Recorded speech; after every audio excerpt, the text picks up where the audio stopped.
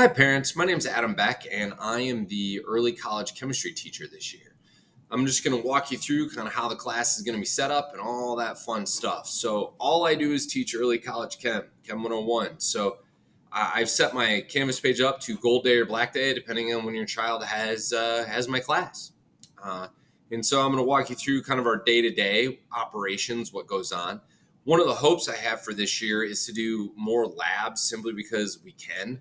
We can go back there and actually they can use their hands and mix things together and do all of that.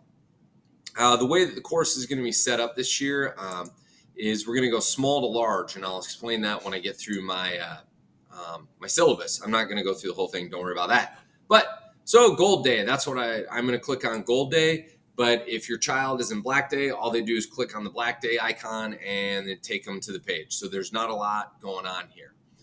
Every single thing, all the stuff that I do, everything runs through modules. So if they're looking for something, it will be in modules. It's always in modules. That's where I house everything. It's very, very easy. So here's information of the year. They have a periodic table there. It's the periodic table we're going to use on tests. I'm going to give them a physical test because we're here. That's the periodic table they're going to get, so they can become very familiar with that. In this particular case, there's Gold Days. I also have same tab for Black Days. When they click on that tab, it's going to bring them here. In this tab, here, I'll make it a little bigger for you guys, is this. All right. I have a quote every day, one or two quotes that we talk about, kind of explore the meaning of that for about 30 seconds. And then we're going to always start every day with these articles, which means students are going to click on one of the two articles here. In this case, it's centipedes or green steel. It takes them to this website, Science Alert. I like Science Alert a lot because at the end of the article, it tells you where they got their information, so you're fairly certain it's legitimate. After they read the article, what they'll then do is they'll click on this link right here. And what that does is it takes them to a Google Forms page. What I'm asking the kids to do is be curious every day. By being curious every day, that means they got to ask questions. And so after reading the article, they're going to fill in, depending on their period, questions here. And then we talk about them in class. I show them to the class. They're anonymous, so nobody knows who asked what, which is perfectly great. And we walk through them to see what happens. Or not see what happens, but kind of talk about how science is happening every day. Once we're done with that, then we start, this changes. As you can see, our day 2 day, we had something different going on. Day 1 was different as well. If your child ever misses a day, this is where they can find the information right here. What did we do on, I missed Tuesday? Boom, come here, they can see what's going on. So we don't have to go back and remember what did they get, what did they not. This way they can run through, like I say here, finish Unit 1 notes. Everything is in modules. The Unit 1 notes are right here. Everything that I'm going to write down in class exists right there. So they don't have to come to me or go to their friend or anything like that. They can go right here, look at the information that we did for the day. As far as assignments go, I will do this one first. The assignments are going to look like this. The first day of class, I had the students fill out a getting to know you form so I could get to know them a little better. All of our assignments, and I'm working out the kinks still, I understand that's possible. I understand that that can be a thing that we're dealing with, are going to be in these Google Docs, with the exception of a few, not every single one. But it's going to be in a Google Doc here. And so the student can come here and I'm asking them to fill in all these boxes.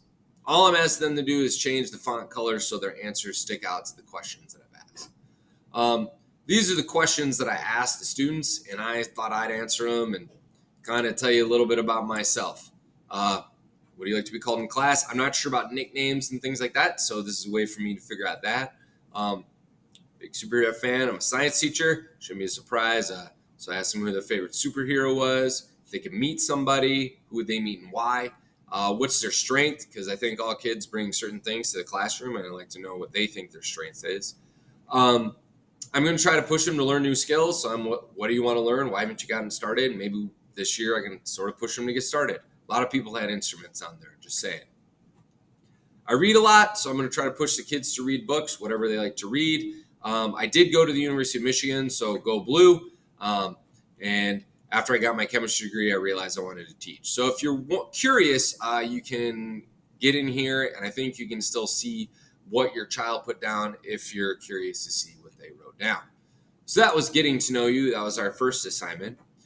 You see that, we have a lot of different assignments in here once this thing loads, because it's a little slower now.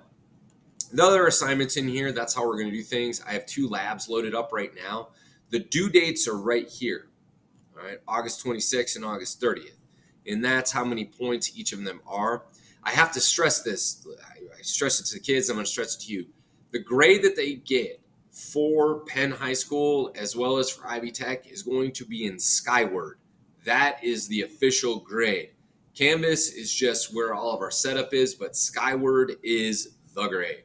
So that's where you need to go if you want to see their grade. Once we get through all that, we're doing these labs and things like that. Right here, my classroom expectations, it's somewhat dry. If you'd like to read it, you can. It's a PDF, so the students can download it anywhere. Expectations, one of the things I'm big on is when students ask questions, just respect the fact that they're trying to learn. That's what I mean by respect in this sentence. Is somebody's asking a question about something, let them ask it and let me explain it. I really have to, I hammer this a lot. If kids think, wow, he's really talking about this too much, it's just because I have a lot of students in class, and so when we do labs, they really cannot screw around. Also, I've told the kids this, and I'm telling you this. We're going to work with Bunsen burners this year, so if your child has long hair, I might suggest, or I might have them, they need to bring in a hair tie to pull their hair back so nothing untoward happens with their hair in the Bunsen burner. They need their charged Chromebooks. We're using those a lot. I'm trying to use those on a more regular basis. I also tell them to bring their brain because we're going to try to think. And it's more fun if we're all kind of laughing and having a good time. We're all in this room together. We're trying to understand chemistry. And so I make a lot of horrible chemistry jokes. So if they laugh at them, it makes me feel better. Kids get obsessed with this piece right here. This is our grading piece, how grades work. For the semester, it's 30% assignments, 50% tests, and then 20% is the semester exam. Second semester is the same. Their final grade, or the one they get for Ivy Tech, will be 50% the semester 1 grade plus 50% the semester 2 grade. Boom. Ivy Tech does a straight A, B, C, D scale, so there's no pluses and minuses. This is my example. Semester 1, semester 2, this person would get an 81%. Here's the grading scale. Sometimes kids get obsessed with, hey, will you round my grade? Please don't ask me that. It just turns into a weird conversation.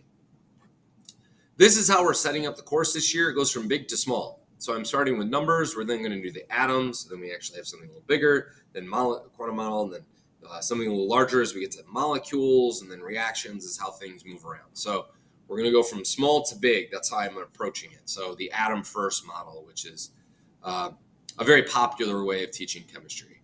We will be getting through, for sure, 10 of these units. Hopefully we can get through all 13, but we'll see where we're at and how we do with the whole year.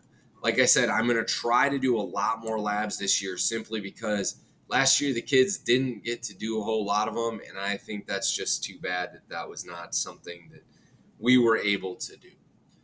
If you have any questions, please email me. My email address is abeck@phm.k12.in.us. It's a big email address, but it's abeck is the start.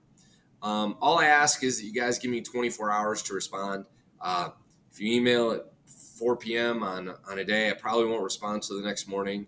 I have 4 children at home, and so when I go home, I'm dad. I use that time as my family time. So that's kind of me. I told the kids the same thing. Like, if you email me in the evening, I'm probably not going to get back to you till the next day. It's just kind of the pattern of how things work here. I usually have the ability to stay after school or come in early, but it really helps if students ask a day or two beforehand. For instance, today, after I'm done with this video, I got a jet. But other days, I can stay longer and help them if they need help. So that's just something that they need to communicate. I believe I've covered everything. If you have any questions for me, please email me, and I will do my best to answer those questions.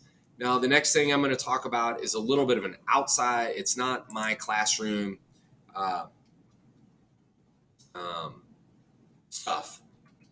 It's not. It doesn't have anything to do with my particular classroom. But I beat the drum pretty hard on this scholarship opportunity. It's called QuestBridge. It is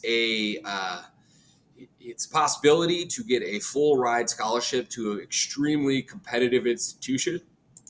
The college partners that QuestBridge works with, there's a whole list here: BC, BU, Notre Dame's on this list, Brown, Duke. These are some heavy hitters. Um, there's a chance to get a full ride scholarship here. It is hyper competitive, but I've told the kids this, I'm telling you this, there is zero reason why you shouldn't try, because the worst case scenario is thank you for applying, but you are not accepted to the program. And that's it. So I will continue to tell the kids to look at this. It's very much directed at juniors. So if your child is a sophomore, just like keep it in the back of your brain. You can get started on it, but nothing really ramps up till their junior year. So that's just a small aside.